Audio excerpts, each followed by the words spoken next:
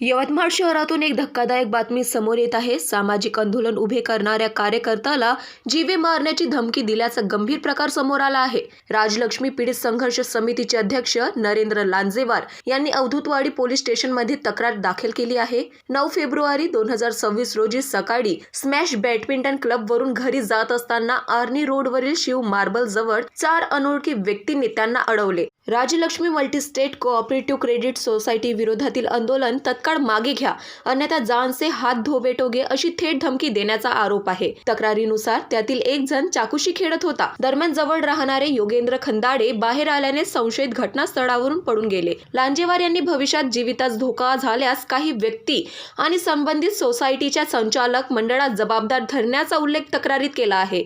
अवधूतवाडी पोलिसांकडून तपास सुरू असून 4ही अनोळखी व्यक्तींचा शोध सुरू आहे। नरेंद्र लांजेवार दिनांक 9 रोजी स्नॅश क्लब येथून बॅडमिंटन खेळून येत असताना मला शिव मार्बल जवळ आर्मी रोडला 4 अनोळखी व्यक्तींनी अडवून अशी धमकी दिली की राजलक्ष्मी व क्षितिज तारेच्या विरोधात तुम्ही जे आंदोलन छेडले आहे ते आंदोलन ताबडतोब थांबवा, अन्यथा तुमची खैर नाही, प्रसंगी तुमच्या जीवावर सुद्धा बेतू शकते।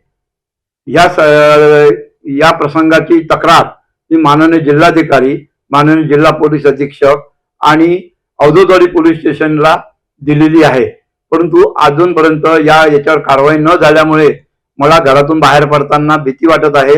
तरी माझी या तिन्ही अथॉरिटीला अशी विनंती आहे की सरकारच्या अनोळखी व्यक्तींवर तात्काळ कारवाई करून त्यांनी दिलेल्या धमक्यांची दखल घेऊन मला न्याय द्यावा ही विनंती। धन्यवाद। महान्यूज 7 करिता यवतमाळवरून अक्रम दिवान यांची रिपोर्ट।